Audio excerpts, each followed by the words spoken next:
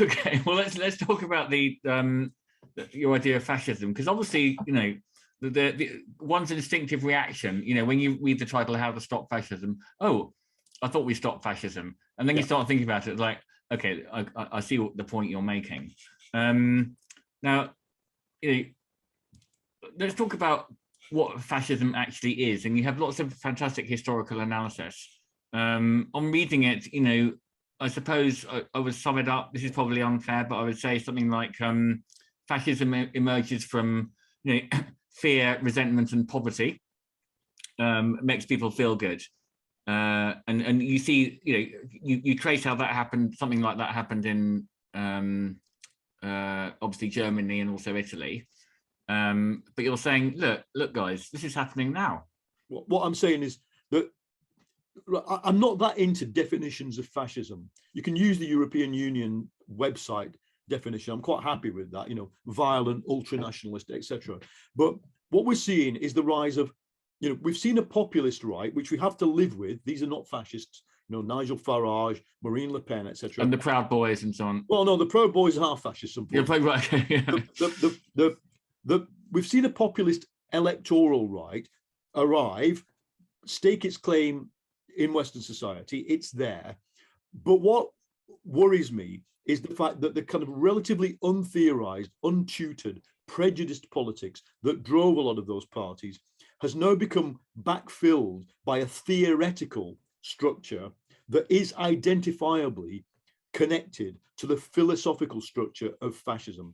And say that again. So, because I think what you say in the book is you're quite surprised by the fact that, I mean, in the past you might have characterized fascists as being, one of their characteristics would have been anti-intellectual. But now you're saying they've sort of got intellectual. No. Let me be clear. I'm saying the right-wing populists, like the UKIP classic people or the Trump supporters, would have started out anti-theoretical, anti-intellectual, and with a politics based on raw prejudice. But what has happened is that in their search for meaning, they have rediscovered, because fascism was theoretical, it was philosophical.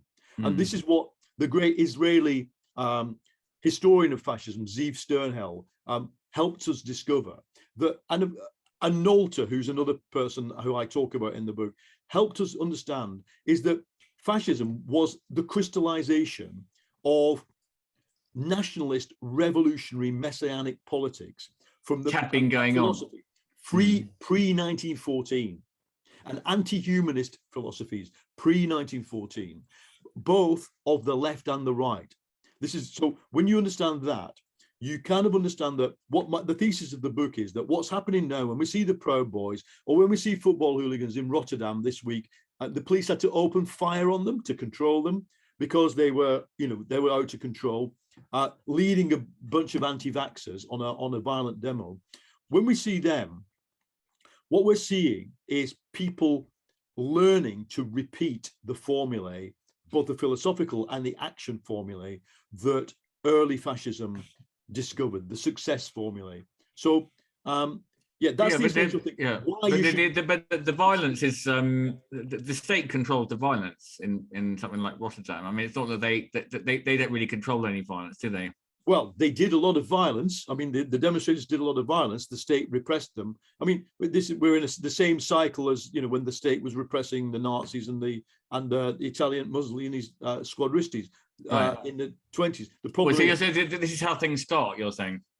Yeah. Well, fascism is about symbolic violence. They don't have to win each confrontation to make their point. The point made in Rotterdam is that you do not. The great point, a great illustration of the entire book, basically, is summed up in one photograph from this week in Vienna. The Viennese right-wing, far-right, anti-vax demo had at its head a banner saying, "Control the borders, not your people," and then it said, "Great replacement," which is the code word for migration is genocide against white people. Then it said, "Great reset," which is the World Economic Forum's term for a greener capitalism. This is what they're against. And then it said, "Stop the globalization trash, which is their term for everybody from migrants to the World Economic Forum. So that, and how is that similar to the sort of 1930s style Nazism? well, 1930 style Nazism is, of course, the extreme form of fascism.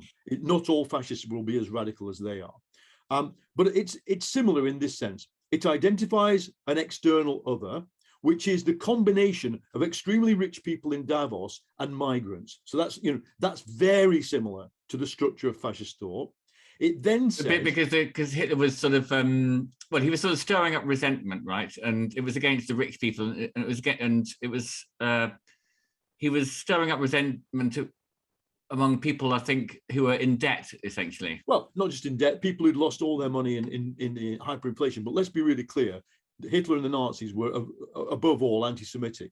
They are, and the virtue of anti-Semitism for them is it allowed them to identify. The German Jewish population was relatively well off, and a very small sliver of the population. And it said, look, here's the bankers. Here are the globalist bankers who've destroyed your country, i.e. the Jews. But then, from Hitler and Nazism, Jews were only, inverted commas, carriers, as in a disease, carriers of the disease of Marxism. And the disease of Marxism was down there in the slums, in the workers' tenements. And there were 13 million workers who were members of parties that said they were Marxist.